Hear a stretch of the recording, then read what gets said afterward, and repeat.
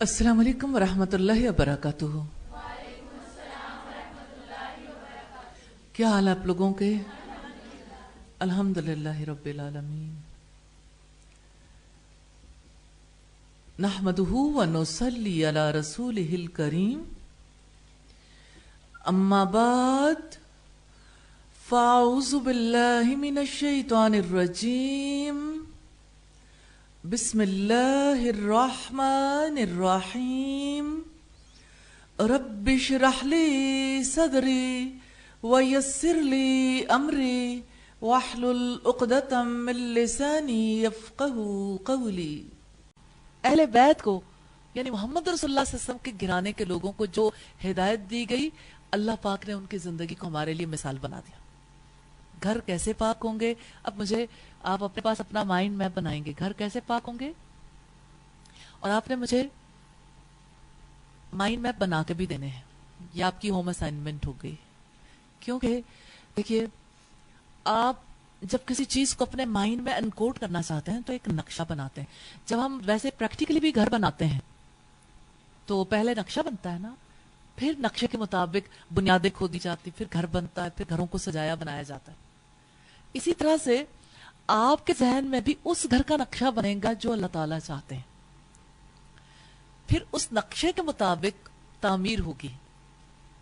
जिस घर में फसाद है, फिर उस घर में फसाद की जगह पे बनाओ आएगा, तामीर होगी। उस घर में रौनक होगी, उस घर में पाकीज़गी होगी, अमन कायम होगा, घर टूटने से बचेंगे और घर के लोगों पर अल्लाह की रहमत और अल्लाह की बरकतें नाजिल होंगी। तो आपको क्या उसूल पता चले? अपने घरों में करार से रहो। तो घरों में बेकरारी कैसे आती है? हद से निकल जाने की वजह से। हर एक की एक हद है ना, जैसे खवातीन की भी हुदूद है। ये हुक्म खवातीन के लिए कि खवातीन के लिए असल दायरा कार घर है।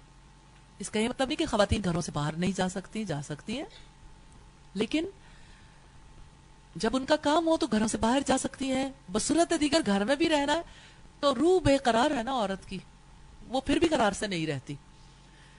वो बेकरारी फिर घर में भी बेकरारी ले आती है। तो अपने घरों में करार से रहो।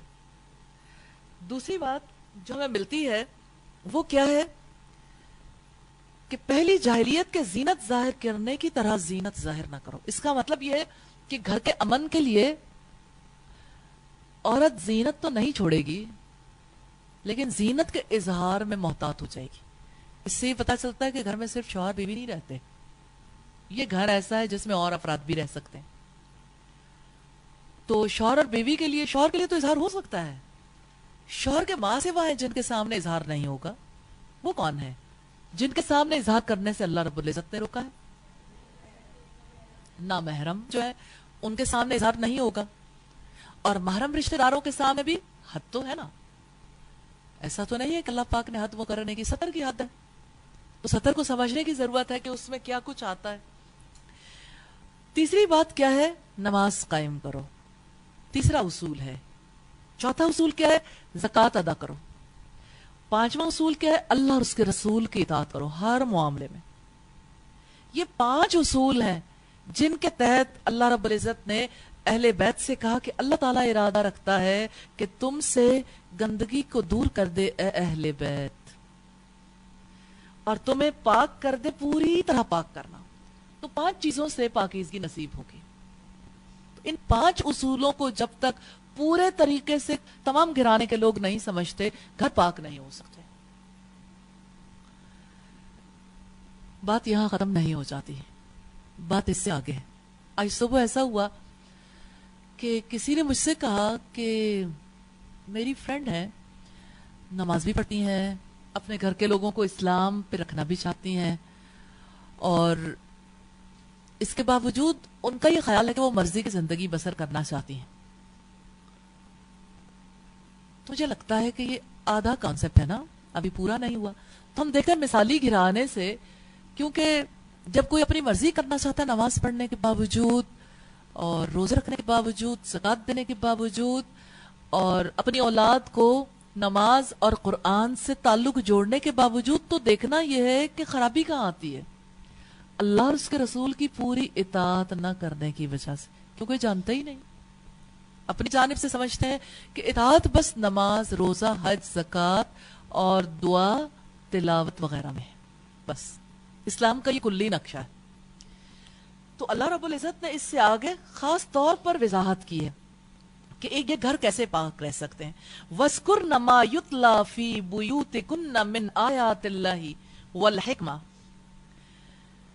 اور تمہارے گھروں میں اللہ تعالیٰ کی آیات حکمت میں سے جو کچھ تلاوت کی جاتی ہے انہیں یاد کرو، ان کا باہم ذکر کرو، یاد دہانی کرواؤ۔ یعنی جو وہی نازل ہوتی ہے نا اللہ کے رسول کے گرانے میں، تو وہی نازل ہوئی تھی نا، تو گھر میں رہنے والی خواتین کی ذمہ داری ٹھہرائی کہ اب یہ وہی صرف مردوں کی ذمہ داری نہیں ہے، آپ نے اسے یاد کر لینا ہے، یعنی خوب اچھے طریقے سے سمجھنا ہے، اس کو یاد رکھنا ہے، کیونکہ جو چیز انسان کی یادوں میں ہوتی ہے وہ اس کی زندگی میں بھی آ جاتی ہے، اور جو یادوں میں نہیں ہوتی وہ عمل میں بھی نہیں آتی، اور جس چیز کا علم ہی نہیں ہوتا وہ یادوں میں بھی نہیں آتی۔ تو وہ کیا چیز ہے جن کو یاد کرنا ہے؟ اللہ کی آیات۔ کلیئر ہو گیا نا؟ اللہ کی آیات کا علم نہیں ہوگا تو پھر یاد کیسے کی جائیں گی، ان کا تذکرہ کیسے ہوگا گرانے میں؟ اب ذکر کرنے کے بارے میں آپ دیکھیں، ذکر کے روٹ سے جتنے کام آتے ہیں ساری کام توجہ طلب ہے۔ ایک تو ڈائریکٹلی ذکر ہے، اور کیا آتا ہے؟ تذکیر، جسے نصیحت کہتے ہیں، اور کیا کہتے ہیں؟ مذاکرہ، باہم ایک دوسرے سے بات چیت کرنا۔ جب مذاکرہ ہوتا ہے تو پھر کسی خاص موضوع پر، کسی خاص چیز پر آپس میں ڈسکشن ہوتی ہے نا۔ جیسے نبی صلی اللہ علیہ وسلم سے یہ کہا گیا تذکیر کرنے کے لیے، فذکر ان نفعت الذکر، آپ نصیحت کرو اگر نصیحت کرنا فائدہ دے، ذکر۔ تو یہ سارے کام ہیں جو ہر گھر میں ہونے چاہیے۔ تو اب آپ اپنے گھر کے بارے میں یہ لکھیں گے، اللہ کی آیات کے بارے میں آپ کے گھر میں کون کون نہیں جانتا، کس کس کو علم نہیں ہے؟ پھر کام تو باقی ہے نا، جو جانتا ہے اس کا فرض کیا ہے؟ اس تک پہنچا دے جو نہیں جانتا۔ کیا آپ اس ذمہ داری کو قبول کرتے ہیں کہ جو نہیں جانتے ان کو سکھانا ہماری ذمہ داری ہے نا؟ اور پھر آپ دیکھیں کہ جس گھرانے میں کوئی نہیں جانتا اس گھرانے تک پیغام پہنچانا سارے مسلمانوں کی ذمہ داری ہے۔ تو یہ ذمہ داری بڑھ جاتی ہے جس وقت، یعنی جو لوگ ہمارے رشتہ دار ہیں، جو ہمارے نیبرز ہیں، جو ہمارے قریبی لوگ ہیں، جو ہمارے دوست احباب ہیں، ان تک اس پیغام کو پہنچانا پھر ہمارے اوپر فرض ہو جاتا۔ میں ایک عجیب منظر آپ کے سامنے رکھنا چاہتی ہوں اسی حوالے سے، اگر آپ اگلی آیات کو پڑھیں گے تو آپ کو حیرت ہوگی کہ اللہ پاک نے ایک گھرانے سے پوری دنیا میں امن کا پیغام کیسے پہنچایا، اور کس طرح سے اس ایمان کی وجہ سے پوری دنیا کی اصلاح کی۔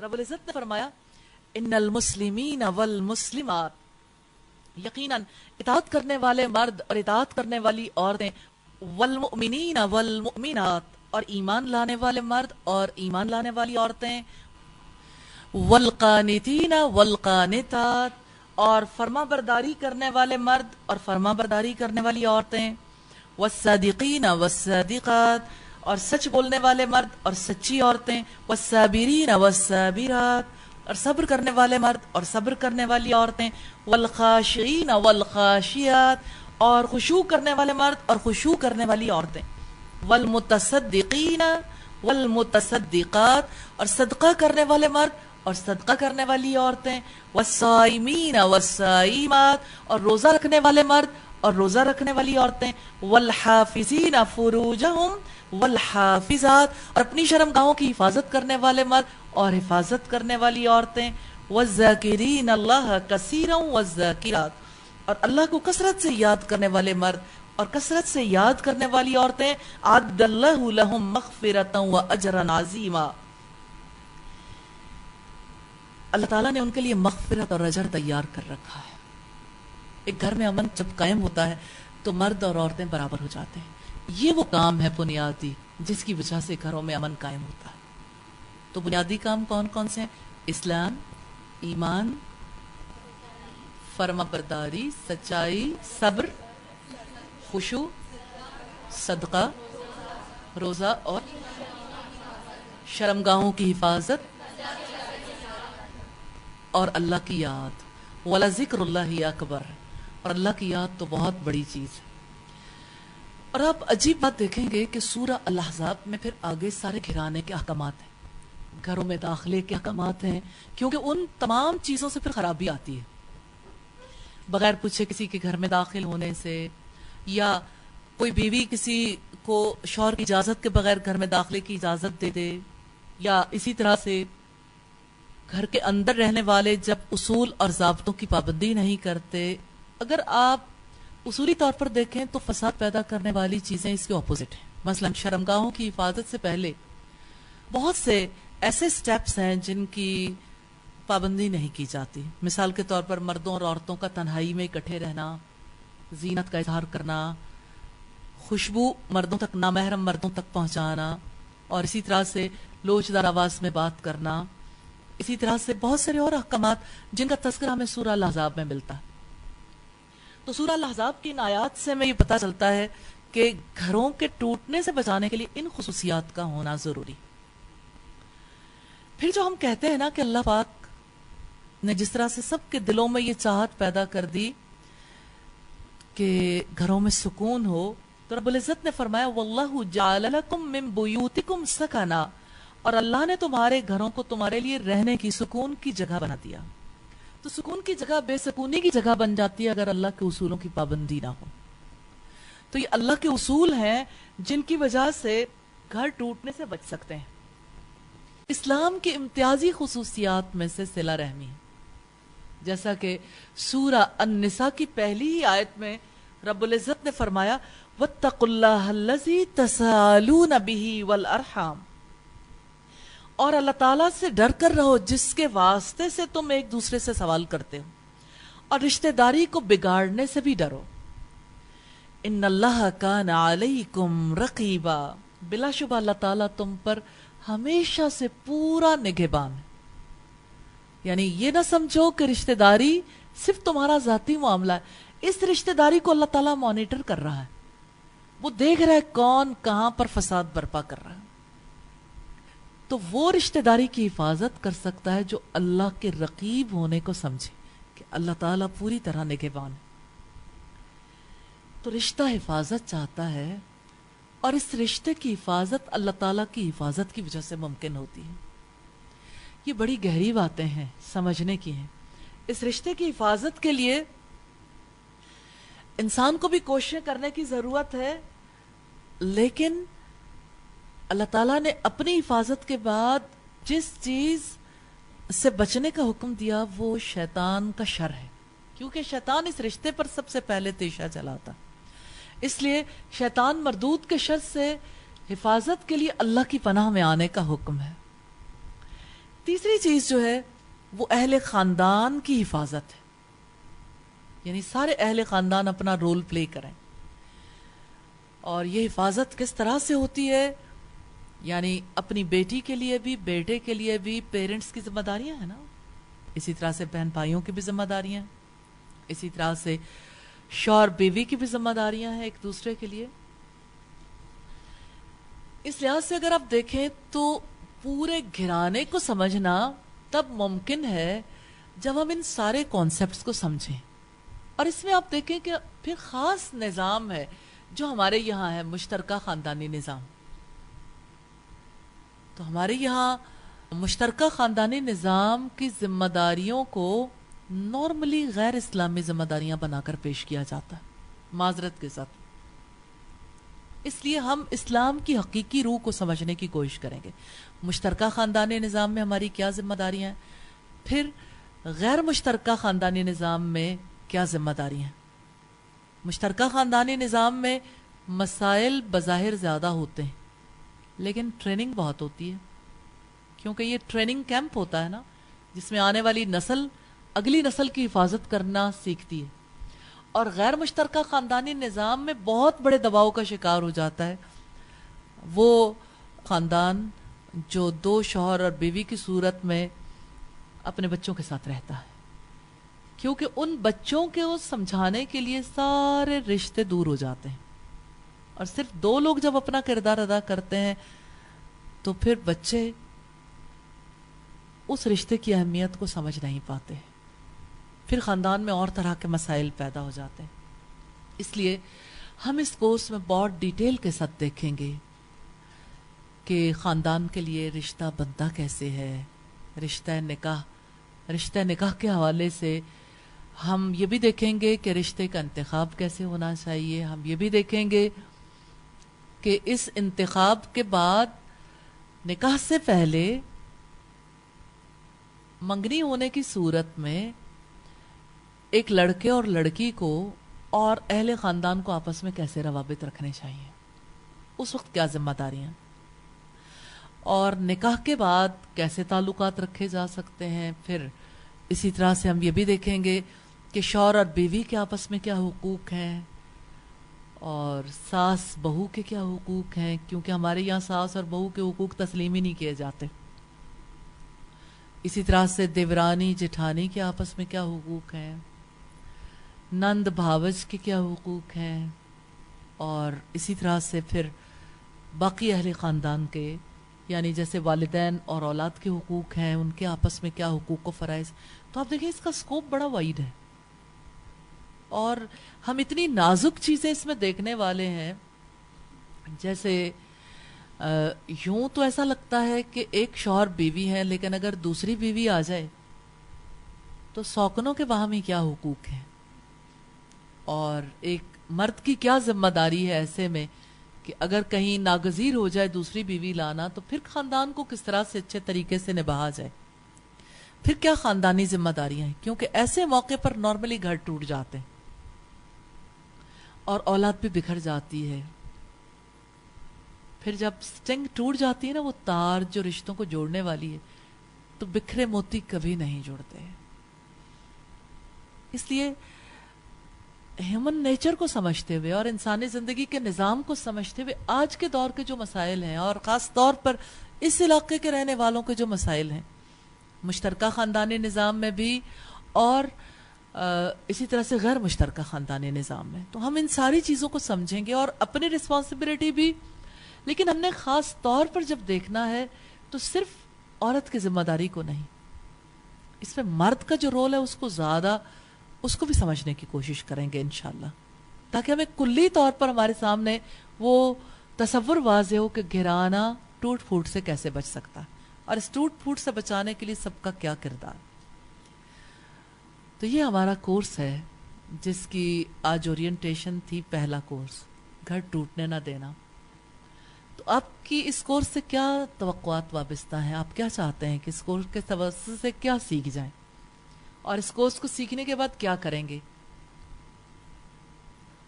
तो अगर आप बारी बारी बताएं तो बड़ा फायदा होगा, क्योंकि आज आप जो कमिटमेंट करेंगे, और कमिटमेंट दो तरह से होती है, डूज एंड डोंट्स। क्या करना है, किन चीजों को करने से रुकना है, अपने लिए और दूसरों के लिए।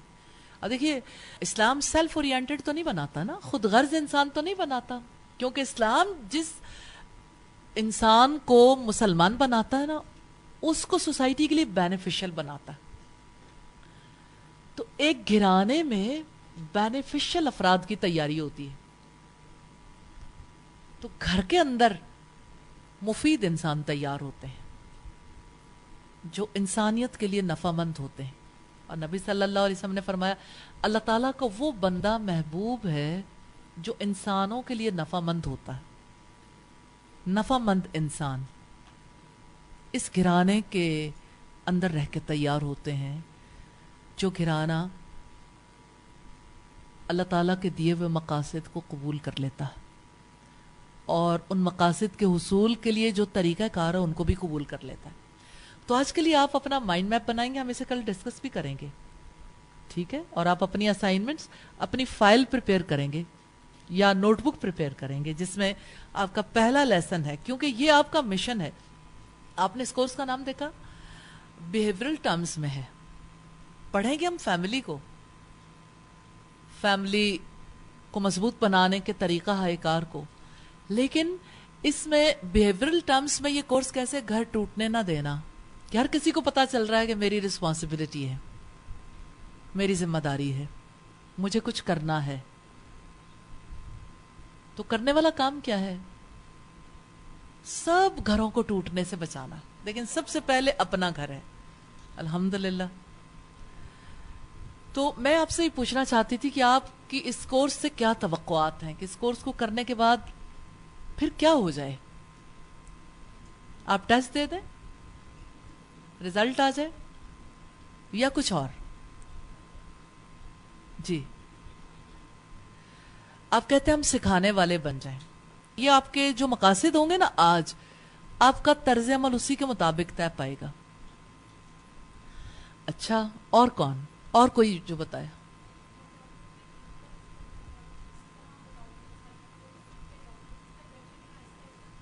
میں چاہتی ہوں کہ جو میں سیکھ کے جاؤں یہاں پہ، میں کس طرح اپنے گھر والوں کو آہستہ آہستہ گریجولی انہیں بتاؤں کہ کس طرح ہم لوگ کے مقاصد دیکھ ہو سکتے ہیں. مطلب ایک دن میں ہم تو سمجھتے ہیں کیونکہ ہمیں قرآن کے طالب علم میں سمجھتی ہوں، مجھے یہ باتیں تھوڑی مطلب مائنڈ میں بیٹھ جاتی ہیں، لیکن گھر والے بہت دین سے بہت دور ہیں، انہیں اچانک سب کچھ تھوپنا بہت مشکل ہو جاتا ہے کہ وہ سننے کو تیار بھی نہیں ہوتے. تو میں صرف یہ سیکھنا چاہتی ہوں کہ مجھے وہ حکمت دعائیں بھی کرتی ہوں، لیکن میں یہ بیٹھ کے سوچی تھی کہ مجھے اللہ تعالیٰ مجھے وہ طریقے سکھا دے، میں کس طرح آہستہ آہستہ ان کو پیار سے اپنے والدین کو، اپنے گھر والوں کو بتاؤں. کیا آج ہم نے جو سیکھا ہے اس میں آپ فیل کرتے ہیں کہ اس میں کوئی ایسی بات ہے جس سے گھر والے اگری نہیں کریں گے؟ آپ نے اگری کیا اللہ کے گھر پہ، تو آپ اپنے گھر والوں کے بارے میں بدگمان کیوں ہیں کہ وہ ایگری نہیں کریں گے؟ ایگری کریں گے. آپ پازیٹیولی سوچیں. اگر آپ یہ سوچیں گے نا کہ وہ ایگری نہیں کریں گے تو آپ کا طرز عمل ڈیفرنٹ ہوگا. کیوں نہیں ایگری کریں گے؟ وہ ہم سے زیادہ اللہ سے محبت کرنے والے ہو سکتے ہیں. ٹھیک ہے، بعض اوقات ظاہری طرز عمل ویسا نہیں ہوتا، اتنی سمجھ نہیں ہوتی، لیکن رسول اللہ صلی اللہ علیہ وسلم نے جب یہ فرمایا نا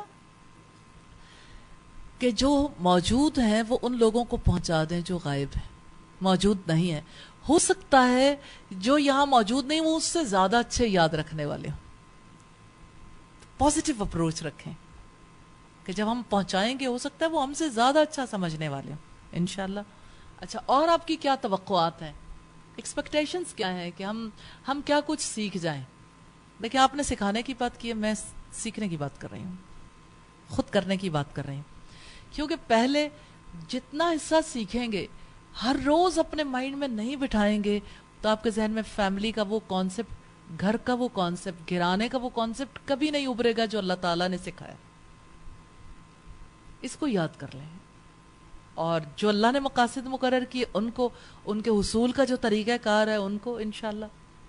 کوئی اور بتائے گا کہ آپ کی کیا ایکسپیکٹیشنز ہیں کورس سے؟ جی جی بتائیے، کون بتائے گا؟ السلام علیکم استاذہ. مجھے کورس پڑھتے ہوئے ایسے لگ رہا تھا جیسے یعنی ابھی ظاہر اورینٹیشن ہی ہوئی ہے، تو روزمرہ کی زندگی میں یہ معاملات ہیں ہمارے گھروں کے کہ ہماری فیملیز یعنی کبھی کسی کی کوئی بات ہو گئی، کسی نے برا کہہ دیا، تو اپنے آپ کو نارمل رکھنا اتنا مشکل لگتا تھا، یعنی کیونکہ ہم تو دین سے جڑے ہوئے ہیں، لیکن فیملی کو دیکھ کے تھوڑا سمجھانا انہیں وہ ہوتا تھا. تو اب الحمدللہ مجھے ایسا لگ رہا ہے کہ میں اپنے گھر والوں کو کہتی تھی کہ نہیں امی اگر ایسا کچھ ہو گیا کوئی بات نہیں، آپ صلہ رحمی کریں، مطلب یہ چیزیں تو سناتی تھی احادیث، لیکن وہ جو ایک گراؤنڈ تھا نا، مجھے ایسا لگتا ہے آج مجھے ایک گراؤنڈ ملا ہے کہ اب میں خود بہت کچھ سیکھوں گی یہاں سے اور اب اچھا انہیں جو ہے وہ بتا سکوں گی انشاءاللہ تعالی.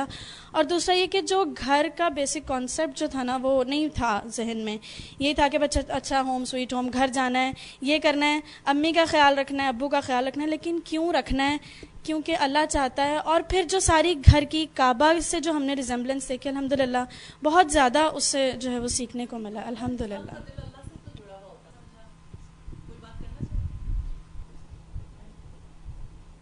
پہلے تو مجھے یہی سمجھ نہیں آتی تھی کہ گھر میں سکون کیوں نہیں ہوتا ہے. اب ہم نے ایک بات پڑھی تھی کہ مطلب ایسا ہوتا ہے کہ سکون اس وجہ سے نہیں ہوتا ہے کہ کچھ لوگ تو جو ہے اللہ کی آیات کو پڑھ لیتے ہیں، ان کی سوچ مختلف ہو جاتی ہے، ان کا گراؤنڈ ڈفرینٹ ہو جاتا ہے، اور کچھ لوگ جو نہیں پڑھ پاتے ہیں گھر میں ان کا گراؤنڈ کچھ اور ہوتا ہے، وہ کچھ اور طریقے سے سوچتے ہیں، اور جو نہیں پڑھتے وہ کچھ اور طریقے سے سوچتے ہیں. تو مجھے ایسا لگ رہا تھا کہ واقعی سکون قائم کرنے کے لیے یہ ضروری ہے کہ سب لوگ اللہ کی آیات کو پڑھیں. سب لوگ جو پڑھ رہے ہیں ان کا یہ فرض ہے کہ وہ دوسروں کو بھی جو ہے نا اس طرف لے کر آئیں، اور اگر نہیں لا سکتے تھوڑا تھوڑا مطلب ان کو ضرور کچھ نہ کچھ ایسا ضرور دیں کہ ان سب کا جو تھنکنگ لیول ہے وہ ایک ہو جائے. جب تک وہ ایک نہیں ہوگا سکون نہیں آ سکتا. کوئی اور کچھ کہنا چاہتا؟ جی، آج اپنی ایکسپیکٹیشنز بتائیں گے، اپنی کوئی بات آپ شیئر کرنا چاہتے ہیں، آپ نے جو سیکھا اس کے بارے میں، تو کل انشاءاللہ ہم بہتر طور پر بات چیت کرنے کے قابل ہوں گے نا. سر جیسے ہم یہ دیکھ رہے تھے کہ ہمارا مقصد کیا ہے نا، تو میرے بار بار میرے دل سے یہی دعا نکل رہی تھی کہ یا اللہ اس کی پہلے مجھے سمجھ دے دینا، کہ مجھے سمجھ آئے گی، میں پریکٹیکل کروں گی، پھر لوگ شاید میری بات سنیں گے نا. کیونکہ مجھے ایسا فیل ہوتا ہے کہ جب میں اس فیلڈ میں اس والی جگہ پہ آئی تھی تو مجھے کسی نے سکھایا تھا تو میں نہیں سیکھ پائی تھی نا، بلکہ میں کسی انسان کی طرف دیکھ کر یہاں پر آئی تھی. تو میرا بھی یہی دل کر رہا ہے کہ ہم بھی ایسے، اللہ تعالیٰ ہمیں ایسے سمجھ دے کہ ہم ایسا رول کریں کہ لوگ بھی یہی کریں کہ ہم بھی ان کی طرح، جس طرح یہ لوگ کرتے ہیں تو ہم بھی اس طرح بن جائیں، کہ جیسے کہ ایک کامیاب انسان جو ہے ویسے بن جائیں.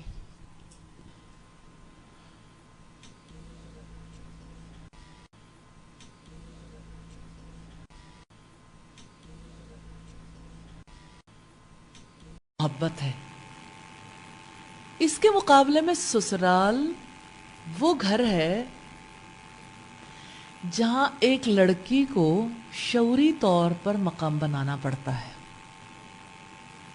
اور کہنا تو بہت آسان ہے کہ شعوری طور پر مقام بنانا پڑتا ہے، لیکن کرنا سیکھنے کی ضرورت ہے.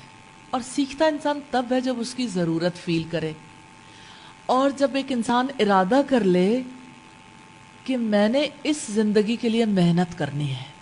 اور اگر وہ محنت نہ کرے یا نہ کرنا چاہتا ہو تو سسرال اس کے لیے دائمی عذاب بن جاتا ہے. اور اگر آپ اس عذاب کی حقیقت کو سمجھنا چاہیں تو یہ نفسیاتی عذاب ہے.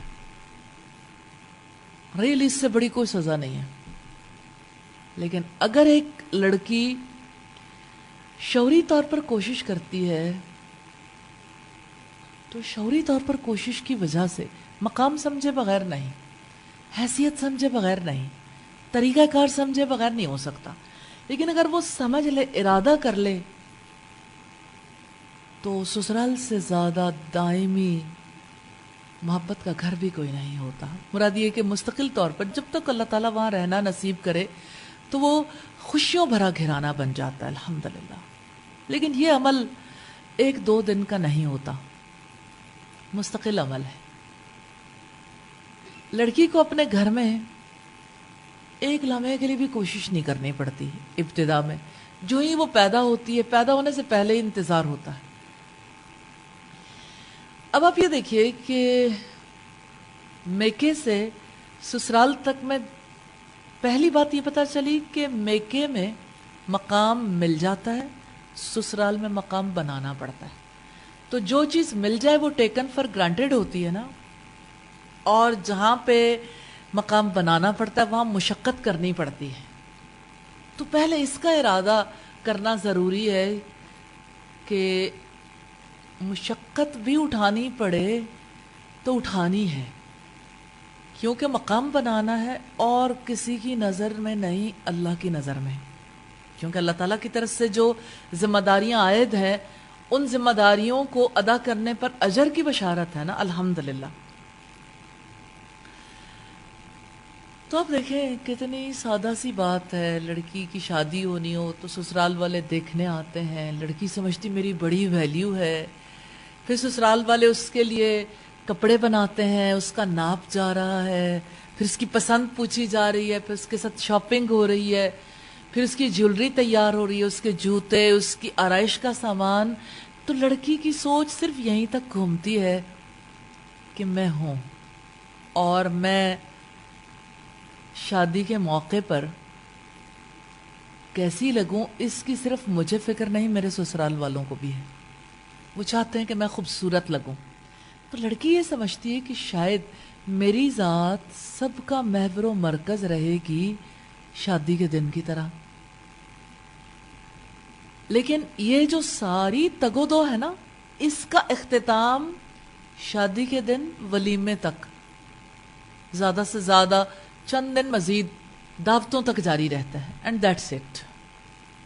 پھر توقعات کا دور شروع ہو جاتا ہے. تو لڑکی جب سسرال کے گھر پہنچتی ہے نا تو وہ اس سوچ کے ساتھ نہیں پہنچتی کہ میں نے کسی کے لیے جینا ہے. وہ اس سوچ کے ساتھ پہنچتی ہے کہ سب نے میرے لیے جینا ہے. کپڑوں کی وجہ سے غلط فہمی، جیولری کی وجہ سے، اور لوگوں کے توجہ دینے کی وجہ سے.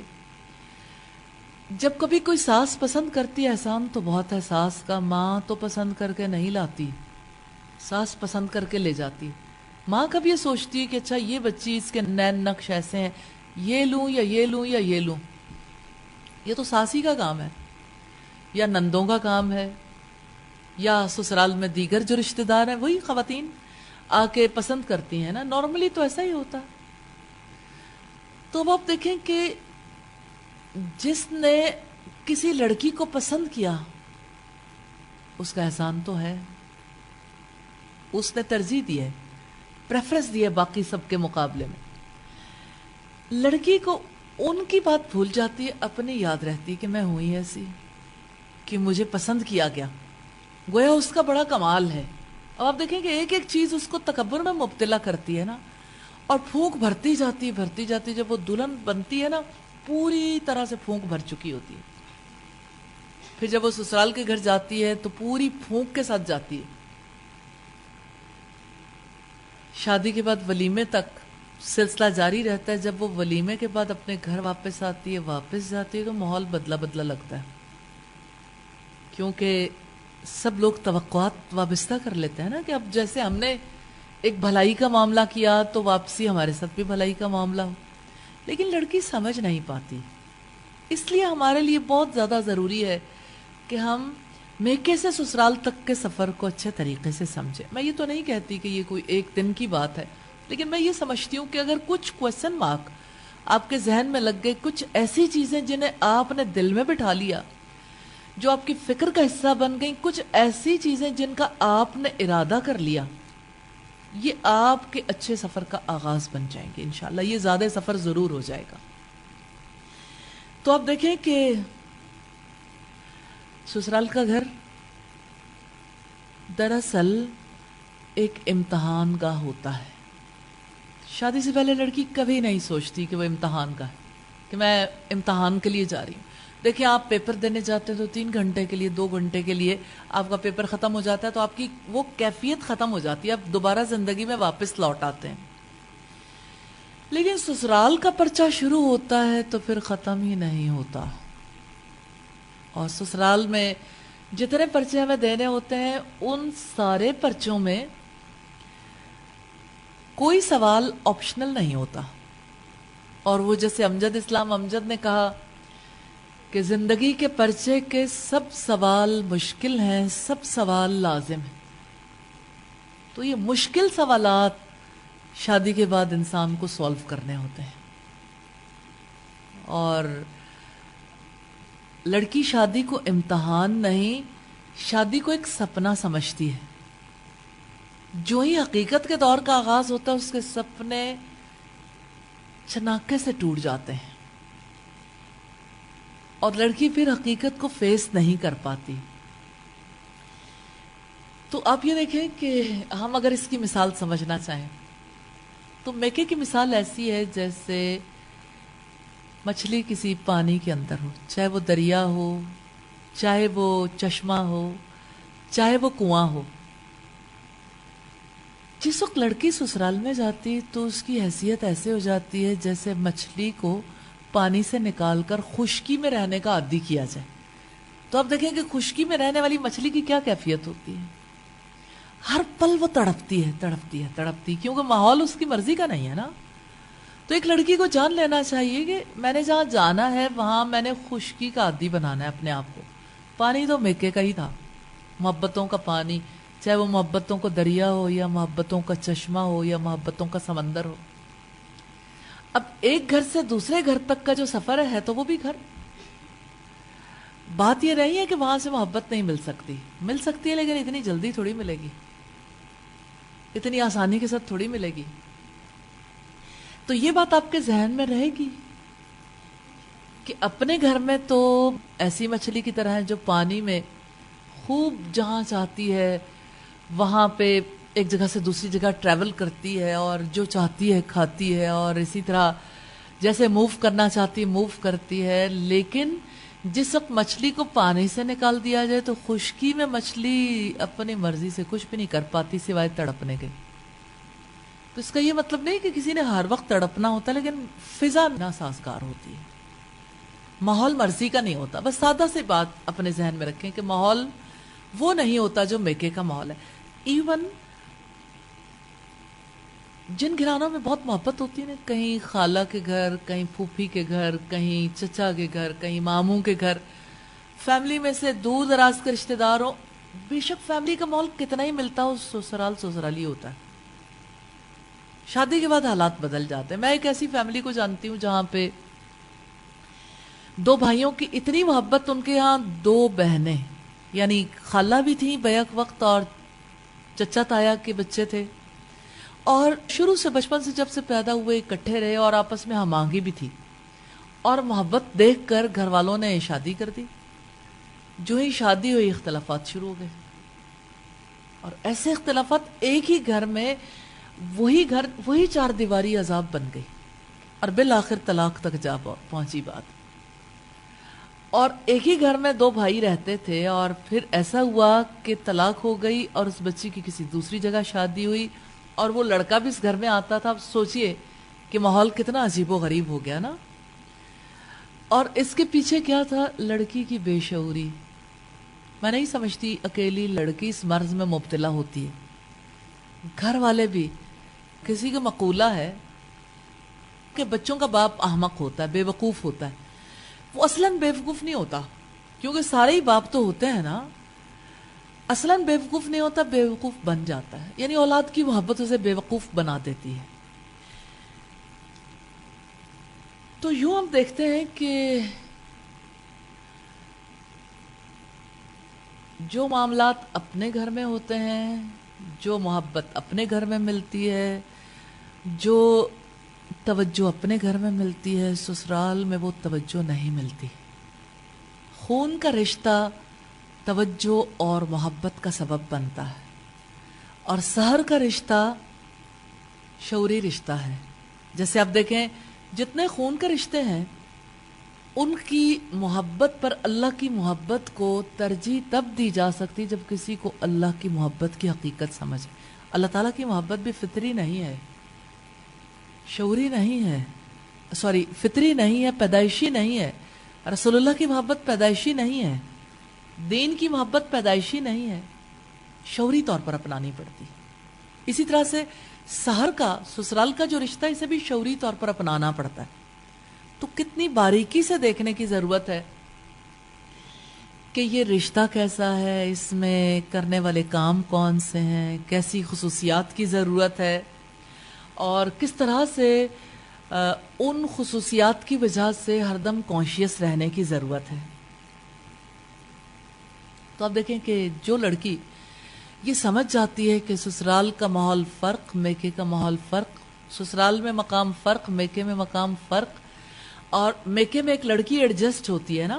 جیسے آپ دیکھیں کہ کسی بھی مشین کا کوئی پرزہ ہوتا ہے, اس کو انیشلی تو ایڈجسٹ کیا جاتا ہے نا, بعد میں بعض اوقات ایسا ہوتا ہے مسلسل چلنے کی وجہ سے وہ پرزے ڈھیلے ہو جاتے ہیں یا خراب ہو جاتے ہیں. لیکن اگر ایک مشینری کا پرزہ نکال کے دوسری مشین میں ایڈجسٹ کرنا ہو تو ایڈجسٹ تو کرنا پڑے گا نا, اگرچہ بالکل ایڈجسٹ ہو جائے. لڑکی سسرال میں جا کے ایڈجسٹ ہونے کے لیے تیار نہیں ہوتی. جانتے ہیں کیوں؟